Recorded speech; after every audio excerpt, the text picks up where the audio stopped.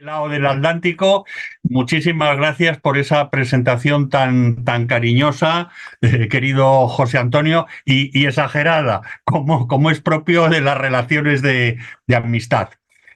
El enfoque del tema me parece que, desde luego, que es muy atinente. Tú has señalado al principio la realidad de los conflictos, de la violencia y, en el fondo, de algo que nos vincula a todos los seres humanos con independencia de nuestros posicionamientos políticos o convicciones, que es el sufrimiento y el dolor, y particularmente esa forma de sufrimiento y de mal que es evitable, que viene provocado por la injusticia, por la violencia, por todo aquello que añadimos los humanos a ese precioso sueño de Dios del que nos seguimos separando. Por eso mi propuesta y lo que os voy a plantear es, en esa línea de convivencia y de paz, lo que aporta el elemento de la justicia restaurativa. Y lo que aporta no solo en teoría, sino también en la práctica, y en la práctica de situaciones pues, que tristemente pues, han sido y siguen siendo enormemente dolorosas y que suponen la existencia de víctimas.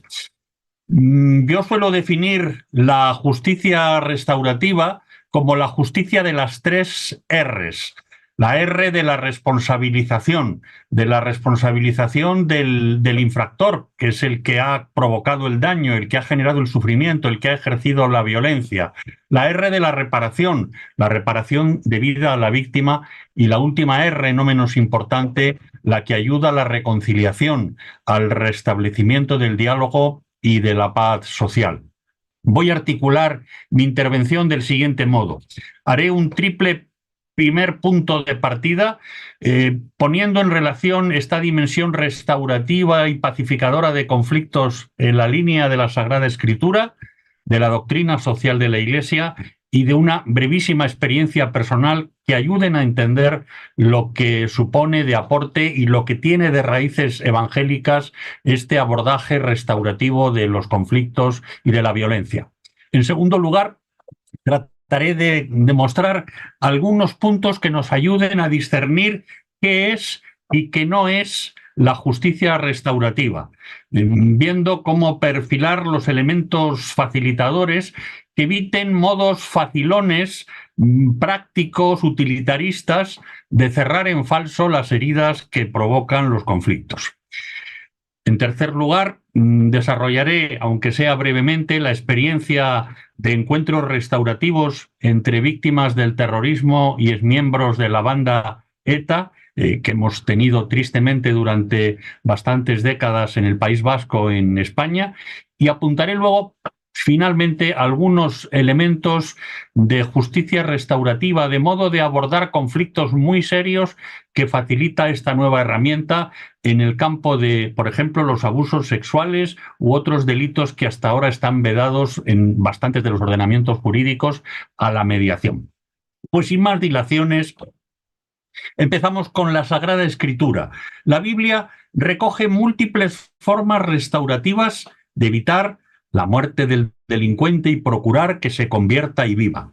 Es más, en el relato del primer crimen de la humanidad, Caín asesinando a Abel, golpeándole en la cabeza con una quijada de asno, ese crimen que nos introduce en esa dimensión bárbara y violenta que nos acompaña y que tristemente nos sigue acompañando, y la tentación consiguiente de resolver los conflictos. En el relato de Abel y Caín había por debajo la latencia entre el uso de la tierra, entre la ganadería y la agricultura. Los conflictos territoriales han seguido después y nos continúan acompañando, ¿no? El deseo de dominación sigue estando presente en buena parte de los conflictos, ¿no? Dominaciones de todo tipo, políticas, económicas, culturales, sociales, étnicas. En cualquier caso, Caín y Abel visibilizan la violencia fratricida que tanto daño ha hecho a muchos de nuestros pueblos, como conocéis acá y allá del mar Atlántico.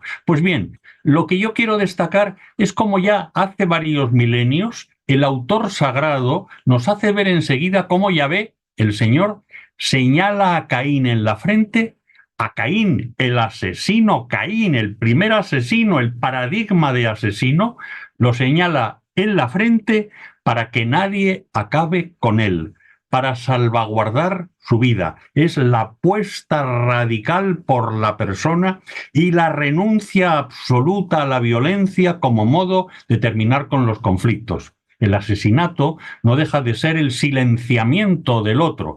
Pues bien, ese marcaje del Señor en la frente de Caín lo que está haciendo es devolverle las posibilidades de cambiar y las posibilidades incluso de ser escuchados, renunciando obviamente a la violencia. Me parece que esta aportación es realmente imponente en una cultura que todavía en aquella época pues alababa el exterminio o la esclavización del enemigo.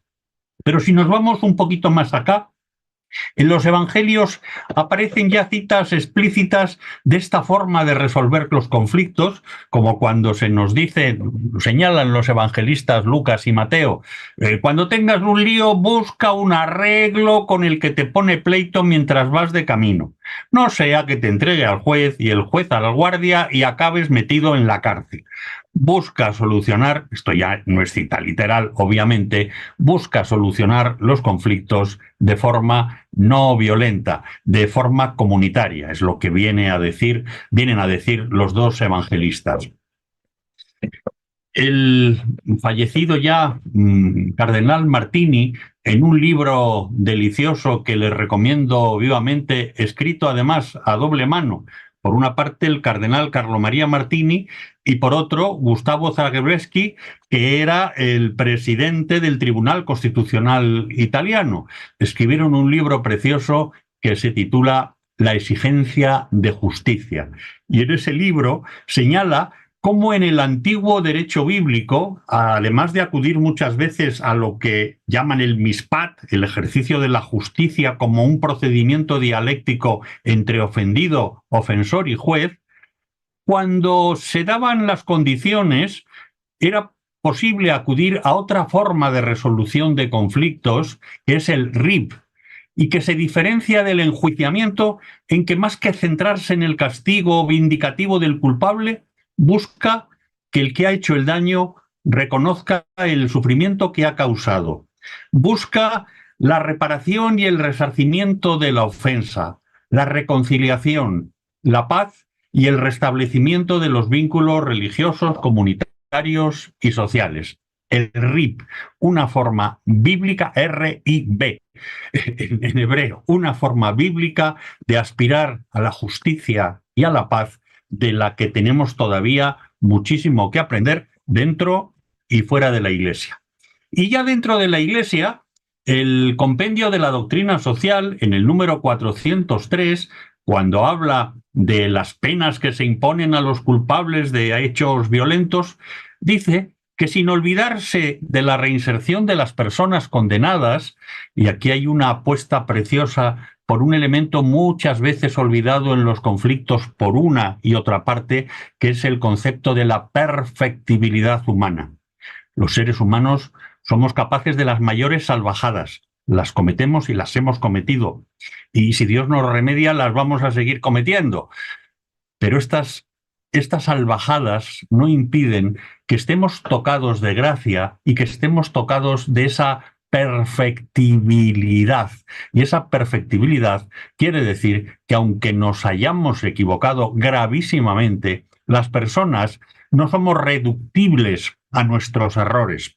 Las personas, además, podemos volver sobre nuestros errores, rectificarlos, pedir perdón y caminar junto con aquellas personas a las que hemos hecho sufrir, regenerando vínculos de convivencia, de fraternidad y de paz. Somos perfectibles. Por eso, de ahí bebe teologalmente el principio de reinserción de las personas condenadas por horribles que hayan sido sus crímenes, y de ahí bebe también la condena tan dura que hace Fratelli Tutti de la pena de muerte, incluso de la cadena perpetua, cuando no reconoce las posibilidades de perfeccionamiento de la persona, las posibilidades de conversión y de cambio. No se nos olvida el relato de la muerte de Jesús con el buen ladrón. Hasta el último momento y en el último instante, los seres humanos somos perfectibles, somos capaces de cambiar.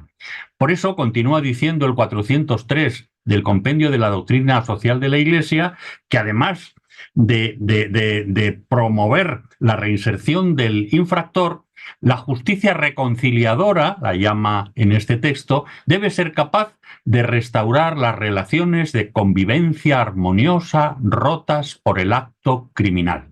La cita es literal.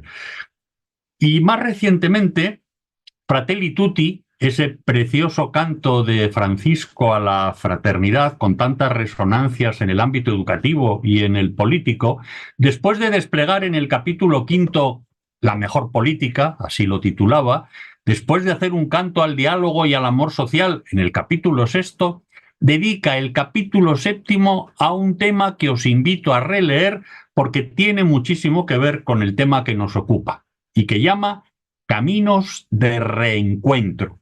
Y habla, cito literalmente, Fratelli Tutti 225, de caminos de paz que llevan a cicatrizar heridas y artesanos dispuestos a generar procesos de sanación y de reencuentro con ingenio y audacia.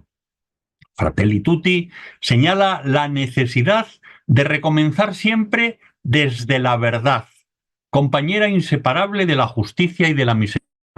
Así la llama. La verdad es compañera de la justicia y de la misericordia, en el 227.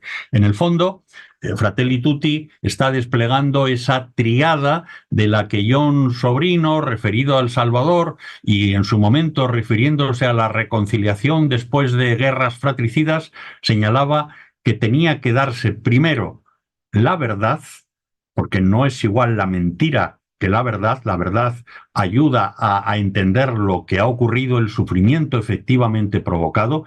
Después tiene que darse la justicia, que coloca a cada uno en su sitio, para que finalmente se abra las puertas de la reconciliación y del perdón. Reconciliación y perdón que, como señala el número 237, sigo con Fratelli Tutti, están fuertemente acentuados en el cristianismo e incluso en otras religiones. Aunque, matiza de nuevo la encíclica en el 241, ojo, perdonar no es consentir un perdón que renuncia a los propios derechos ante un poderoso corrupto. El perdón no lo es nunca, sin tener en cuenta las exigencias de la justicia. Y por eso, esta encíclica feliz del Papa Francisco nos invita a resolver siempre en un plano superior el conflicto, conservando las virtualidades valiosas de las polaridades en pugna. Es decir, es una forma de conflicto que, como en el relato de Caín y Abel, no se soluciona negando, silenciando definitivamente a ninguno de los interlocutores. El Señor, cuando marca a Caín, le está dando la posibilidad de reincorporarse, de pedir perdón y de volver otra vez de nuevo a vivir en la fraternidad de la comunidad. Por tanto, se trata de practicar un perdón con memoria, un perdón sin olvidos. Y dice el Papa en el 248 de esta misma encíclica, porque no podemos olvidar las atrocidades del Holocausto ni de las bombas atómicas sobre Hiroshima y Nagasaki. Por tanto, primero la verdad, después la justicia y, en último término, el perdón. En el caso mío personal, mi acercamiento a esta dimensión restaurativa como forma de resolver la violencia y los conflictos y el sufrimiento y los daños provocados por el ejercicio de la violencia no vino de la aproximación intelectual, sino desde la práctica. Yo he trabajado muchos años, yo iba para policía, pero un encuentro profundo con el Señor hizo que me fuera para otro lado y yo me sentí llamado a trabajar con el mundo de la delincuencia juvenil, con la chavalería que comete delitos, que está metido en drogas, en prostitución, en situaciones marginales. Y bueno, pues he trabajado pues prácticamente toda la vida pastoral mía en ese terreno, en el de la pastoral penitenciaria, y incluso, bueno, pues en algunos casos compartiendo la vida y compartiendo también el hogar con personas que habían salido de la cárcel o que tenían dificultades. Y en una ocasión me encontré con que tenía en la parroquia, que yo estaba en un barrio de la periferia de Madrid, y tenía a un chavalete acogido, que era un chaval con una cierta discapacidad, pero que había cometido un delito, había robado un coche. Y cuando yo tenía permiso entonces de mi arzobispo para ejercer la abogacía, yo antes de cocinero fui fraile, yo fui abogado en ejercicio antes de entrar al seminario, y entonces, bueno, pues yo me ocupaba de la defensa de este muchacho, y cuando me dan traslado de las actuaciones, pues veo que la víctima era precisamente la persona que animaba los cursillos prematrimoniales en la parroquia y que además leía, era el lector. Generalmente tenía el ministerio de lector en la parroquia. De manera que yo el domingo me encontraba con que tenía de monaguillo al muchacho que estaba acusado del robo y tenía de lector a la víctima del robo. Digo, Dios mío, y yo en medio defendiendo a este muchacho, donde nos vamos a jugar unos meses por lo menos, si no un año, 2 años de privación de libertad. Hay que ver una forma de resolver esto de otra manera. Y entonces decidí juntarles en el despacho.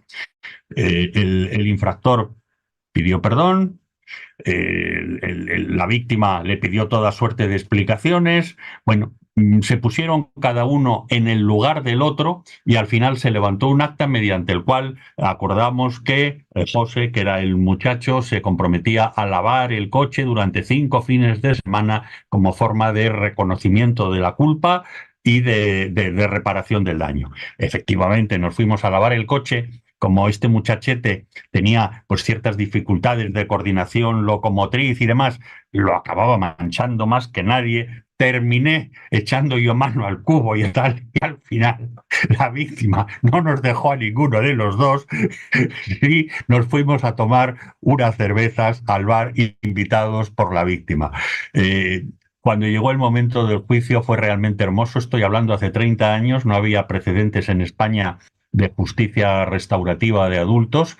Esto salió en telediarios y salió en los diarios en aquel momento, porque cuando llega el momento en el que el fiscal interroga a la víctima diciendo, diga no ser menos cierto que el día de las actuaciones le fue sustraído un vehículo marca y modelo tal y cual en la calle, no sé cuántos, dijo, bueno, sí y no. Pero ¿cómo que sí y no? Sí, sí, me lo quitaron, pero es que me lo han lavado muy bien. Bueno, ¿y a mí qué me importa que lo hayan lavado? No, mire, señoría, ya dije, es que hemos tenido una experiencia de encuentro donde la persona que hizo este daño ha pedido perdón, ha tratado de repararlo, y entonces la víctima entonces interrumpía, que yo no quiero que le pase nada, que yo no quiero que le pase nada a este muchacho. El juez decía, bueno, si el juez soy yo y tendrá que decidirlo. Bueno, sirva como anécdota para ver cómo situaciones de enfrentamiento entre dos partes puede ser resueltas en un dinamismo pacificador de conflictos cuando somos capaces de ponernos los unos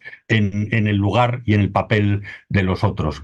No estábamos descubriendo el Mississippi. Había muchas más experiencias. Naciones Unidas llevaba ya unas cuantas décadas tratando de promover este modelo, y en concreto en el mundo aborigen y en pueblos primigenios de la Amazonía se testifica la existencia de lo que los antropólogos se dieron en llamar las tiendas del encuentro, que eran los lugares donde recluían a las personas de la tribu enemiga que habían cometido habían hecho el bruto con los de la tribu autóctona, como forma de impedir que una guerra exterminase a las dos tribus. Pronto los chamanes se dieron cuenta que la violencia era el pierden todos, ¿no? Cuando el fuego se combate con el fuego, todo acaba en cenizas, decía Gandhi. Pues esto ya lo habían descubierto los chamanes.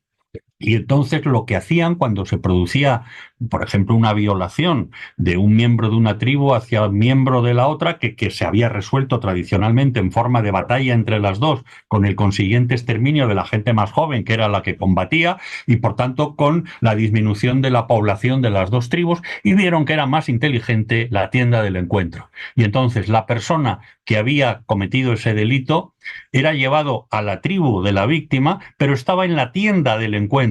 Esa tienda del encuentro lo que impedía es que nadie podía entrar en ella, se le podía insultar, y lógicamente iban los padres de la víctima, la misma víctima, le ponían, le insultaban, le decían, pero no se le podía tocar. Y estaban así durante un periodo de tiempo bastante, para nuestra concepción del sistema penal, bastante corto, porque igual eran 2 lunas, o sea, unos 2 meses.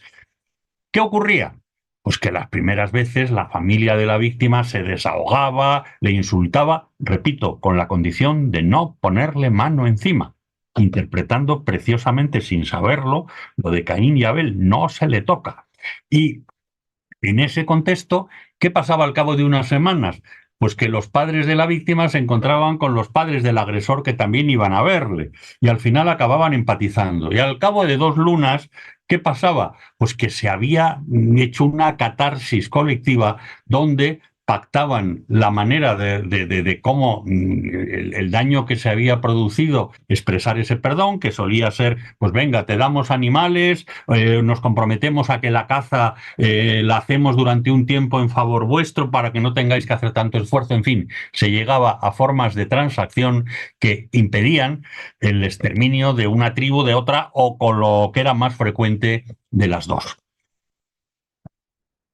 Para entender qué es esto de la justicia restaurativa y evitar sucedáneos que la desvirtúan, me parece que es muy importante tener en cuenta cuáles han sido los elementos facilitadores de llegar a empezar a descubrir esta justicia restaurativa o justicia reconciliadora, como la llama el compendio de la doctrina social de la Iglesia. Uno primero, en nuestro horizonte cultural, sin duda, es el humanitarismo de la cosmovisión cristiana con la centralidad de la persona y ese principio de perfectibilidad que es clave.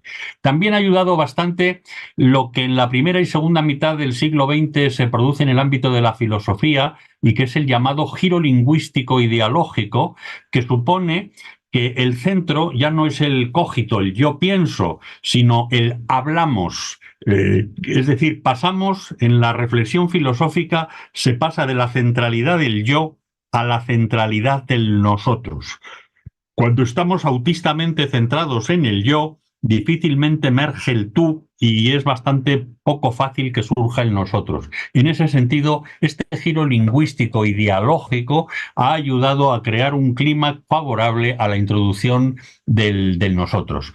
Otro factor, indudablemente, ha sido la humanización del sistema penal, todo el paradigma de la reinserción social de los infractores, todas las corrientes, sobre todo en los años 70 del siglo pasado, de las alternativas en prisión, el avance en la cultura de los derechos humanos y en su universalización, abarcando también a las personas privadas de libertad. Sin duda, un elemento también significativo es el desarrollo de una nueva disciplina en la criminología, que es la victimología, que ha hecho que se ponga en el centro el sufrimiento de la víctima frente al modelo anterior que ponía exclusivamente en el centro al delincuente y al castigo. En esa triada víctima, dolor, infractor y al mismo tiempo castigo, la gran olvidada era la víctima, que se convertía, y todavía lamentablemente en muchos de nuestros sistemas penales no deja de ser nada más que una mera prueba de cargo al servicio del procedimiento, pero no es alguien a ser tenido realmente en cuenta, a ser cuidado, a ser mimado, a ser escuchado y a tratar de satisfacer sus necesidades. Y de manera singular no se pueden dejar de mencionar algo que conocéis por allá bastante, que son todos los movimientos pro justicia y paz, y en concreto con la significatividad, con distintos nombres, de las comisiones de la verdad para investigar objetiva y críticamente el pasado en distintas sociedades que han sufrido violencias trágicas en su interior, con el fin de restañar las heridas y, sobre todo, que es el fin del enfoque restaurativo, que no vuelvan a suceder en el futuro.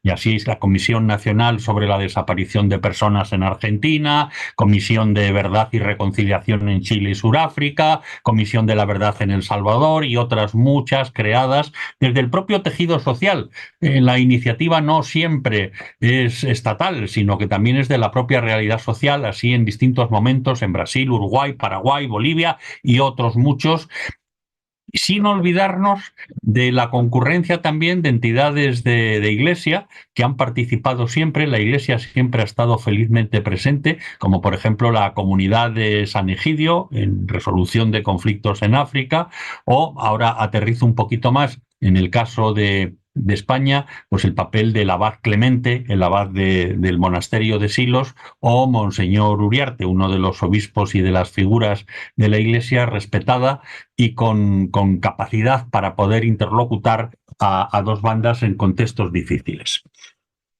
Cerrando este momento, destaco que el enfoque restaurativo supone siempre una opción por el diálogo, que tiene que ver tanto con la amistad social de la que nos habla Fratelli Tutti. Y por tanto, si cabe expresarlo así, es una opción por el diálogo y no por la dialéctica. No busca la confrontación, sino al revés, busca el encuentro.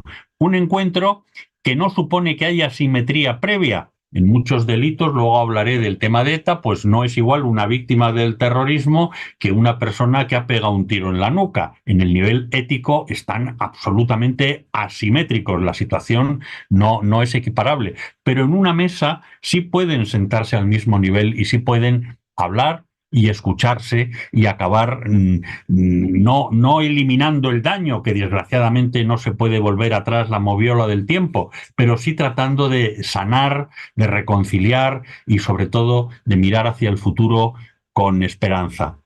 Por eso, la justicia restaurativa, el enfoque restaurativo de la resolución de conflictos supone, ya lo he mencionado, sobre todo una apuesta por la verdad.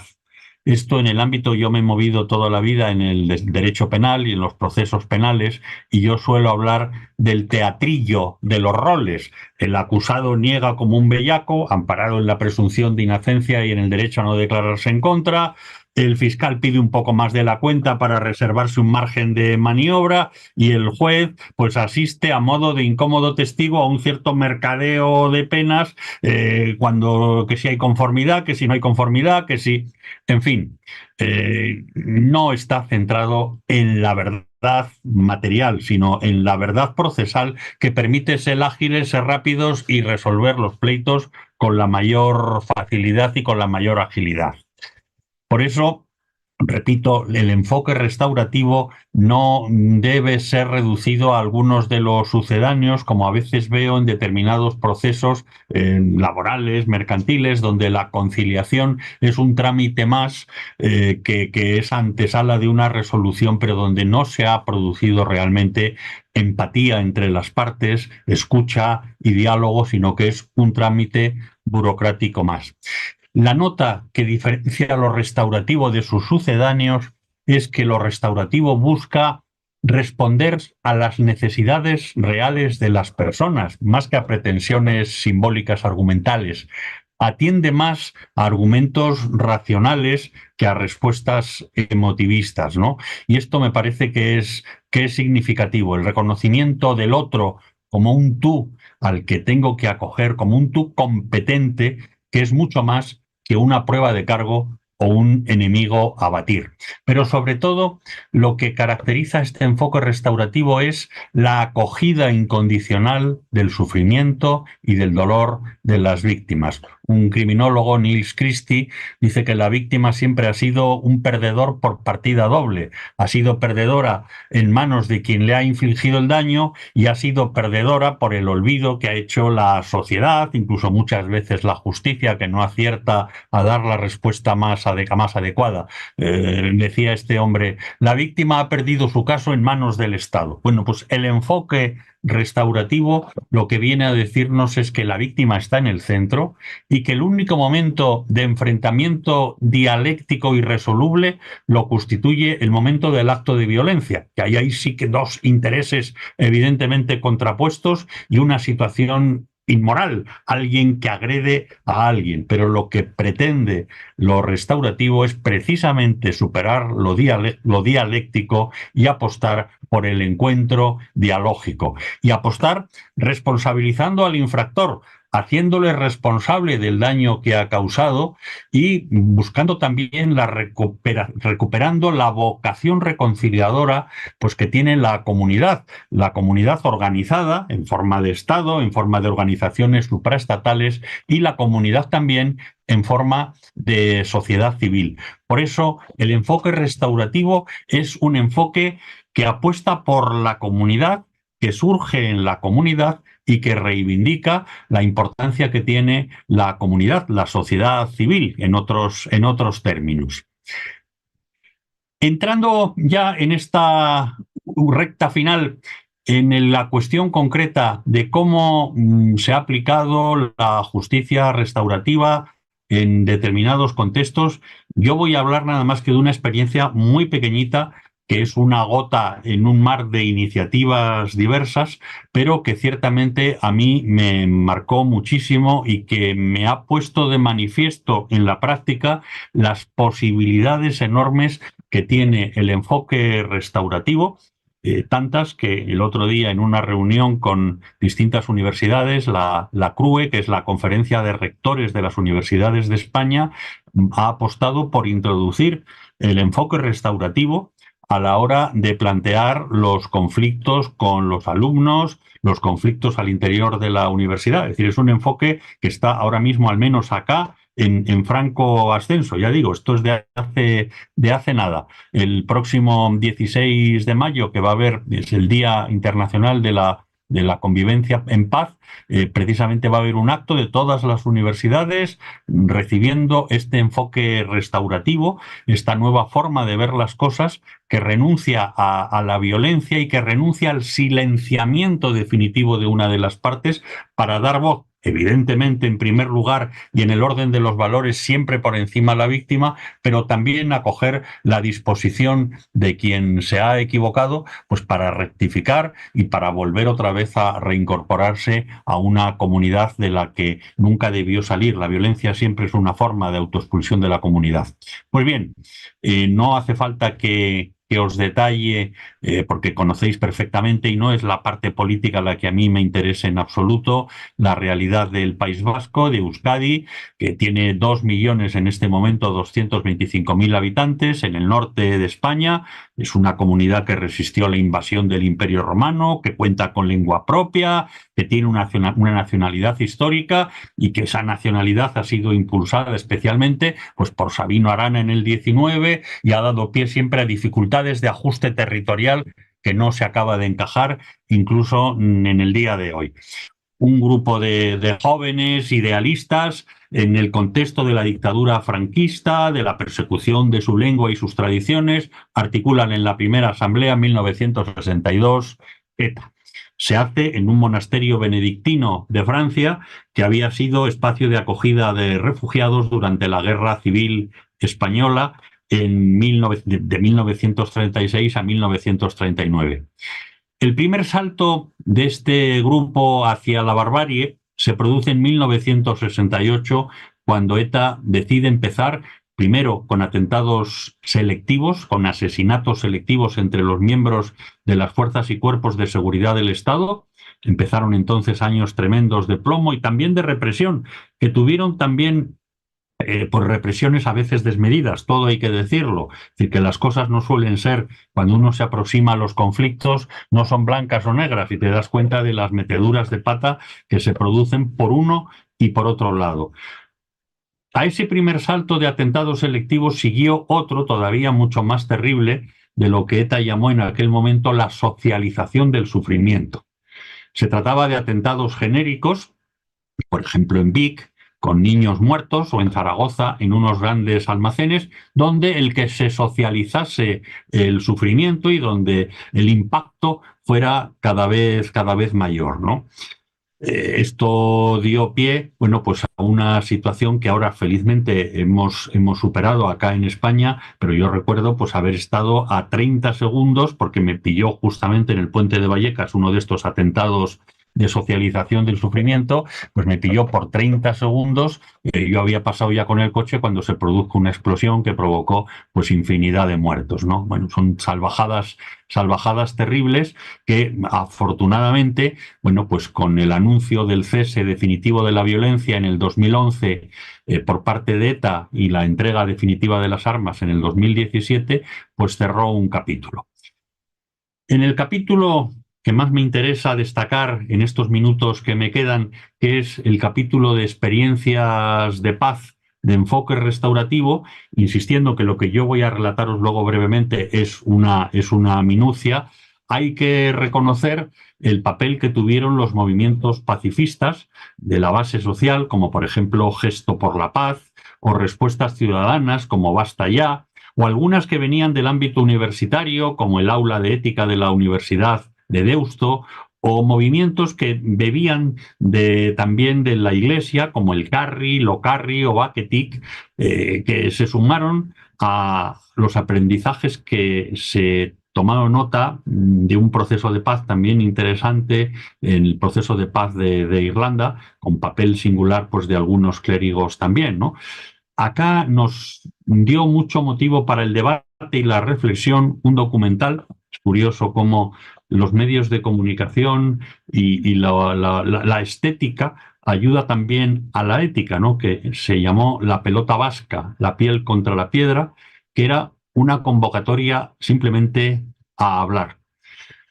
Destacable también en 2007, antes del cierre de la violencia por parte de ETA, la creación de la Dirección de Víctimas y Derechos Humanos del Gobierno vasco, que puso en marcha una iniciativa, GreenCRI, encaminada a reunir a damnificados por ETA, los GAL, que era un grupo paramilitar contra ETA, y los excesos policiales, ¿no? Que también los hubo.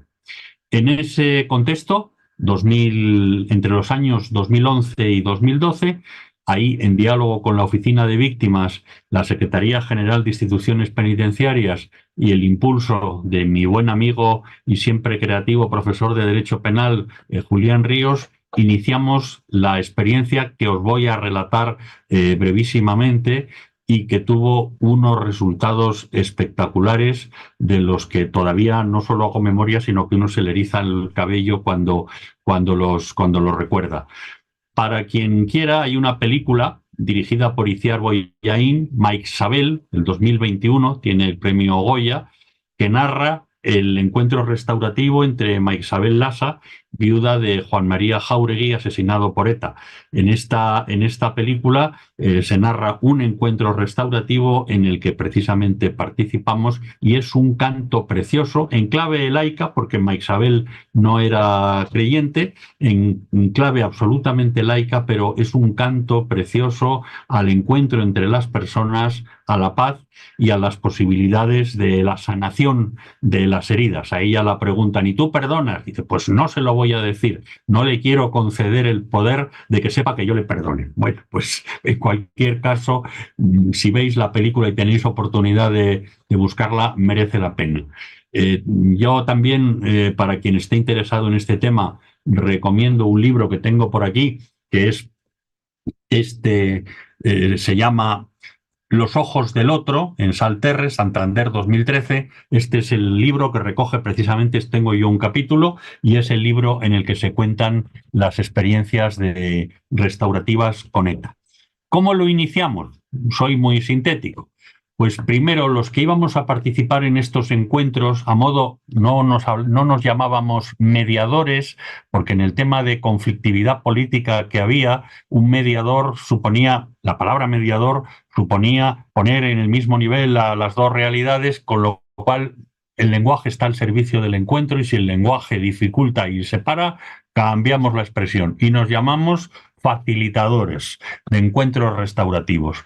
Pues los facilitadores tuvimos un encuentro de varios días, estuvimos varios días de retiro, de alguna manera, pues trabajando con psicólogos, etcétera, pues el conocimiento de nosotros mismos, el ponernos nosotros también en situaciones límite, el autoconocimiento de las heridas, porque no puedes facilitar el encuentro con otro, no puedes pacificar si tú mismo no estás en paz.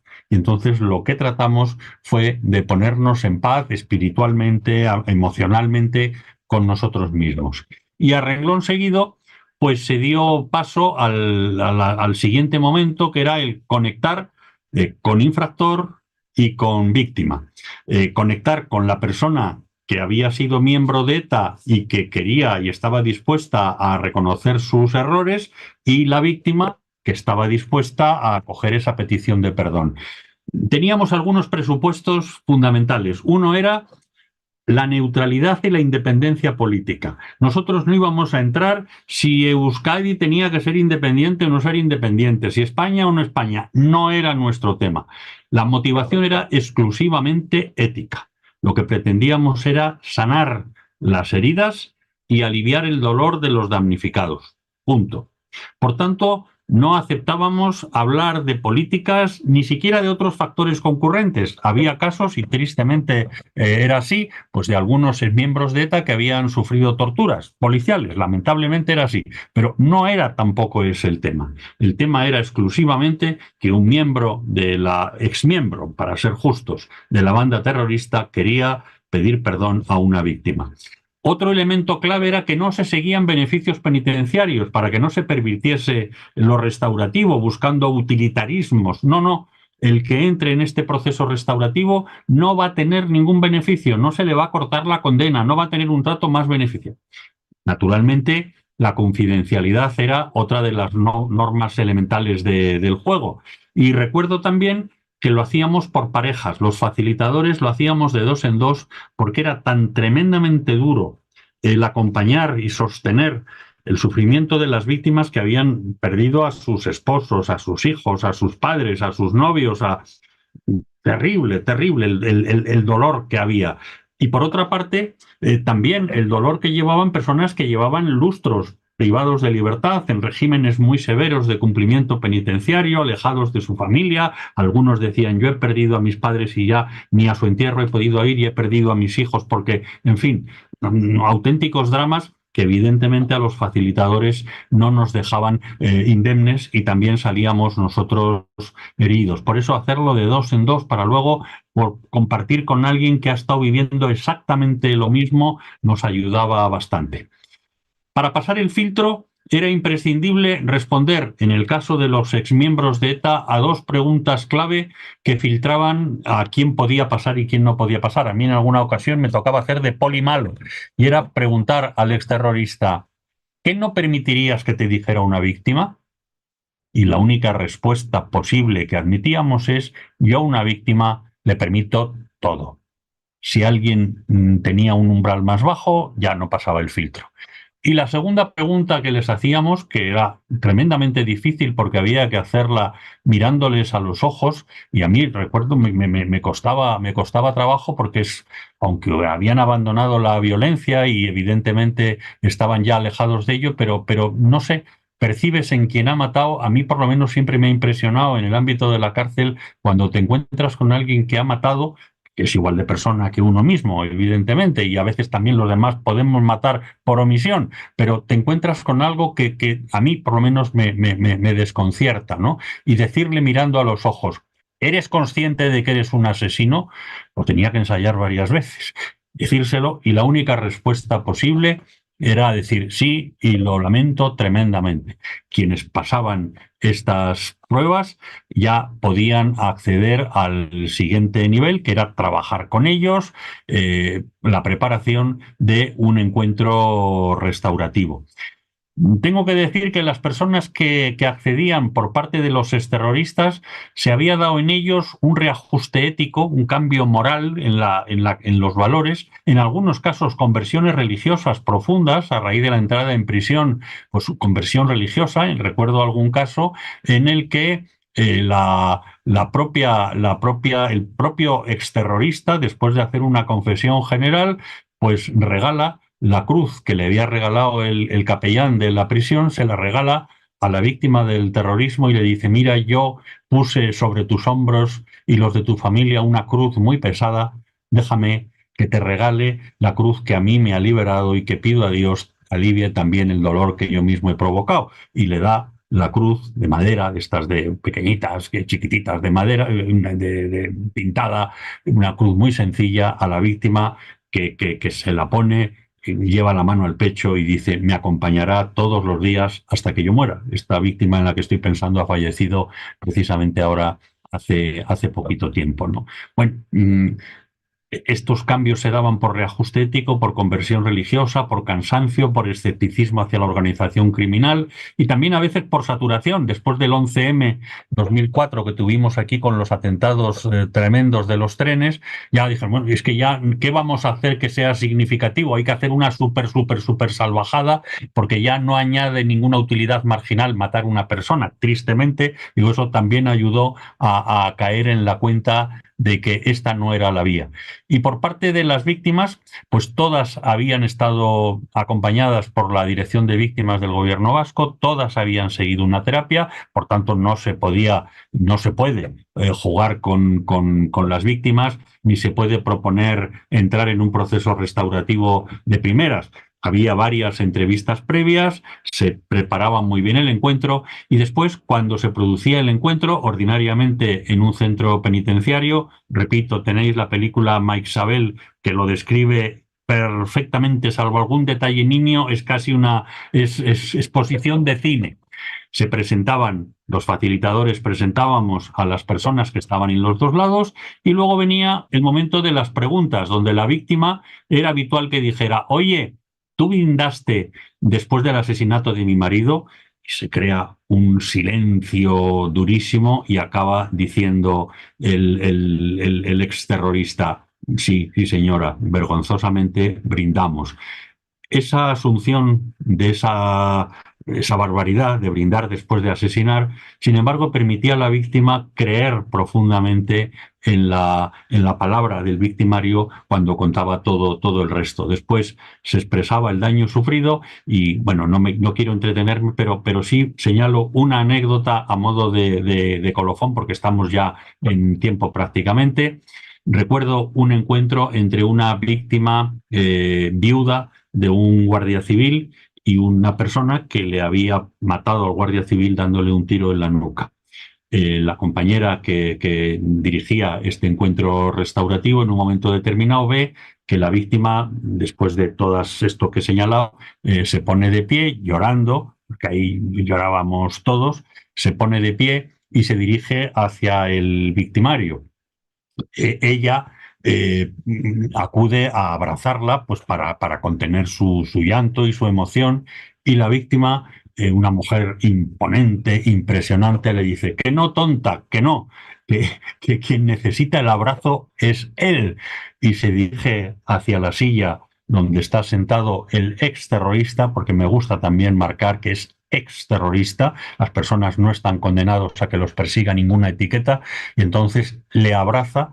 Este hombre empieza prácticamente a convulsionar de la emoción y esta mujer con una serenidad profunda le dice, mira, yo soy profundamente creyente, yo sé que Dios te ha perdonado mucho antes de que yo fuera capaz, pero te digo, Dios te perdonó. Yo con mucho esfuerzo y muchos años, porque he sufrido muchísimo, porque me dejasteis con dos hijos y a veces con la incompresión de un entorno que no siempre me apoyó, pero yo he conseguido también perdonarte.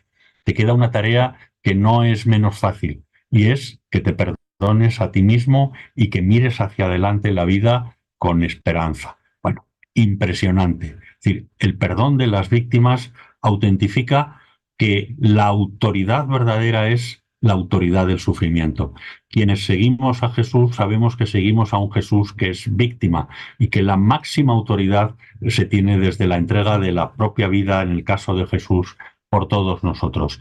Bueno, creo que este enfoque restaurativo que cuenta con la centralidad de la persona, con la dignidad de la persona, tienes muchas posibilidades. Nada más que apunto que últimamente estamos haciendo exploraciones en el tema también de justicia restaurativa, en un tema que ha dicho antes José Antonio, que me toca ocuparme ahora, pues desgraciada y afortunadamente, las dos cosas, pues que son los abusos sexuales en el seno de la Iglesia y también en el ámbito intrafamiliar y en otros espacios.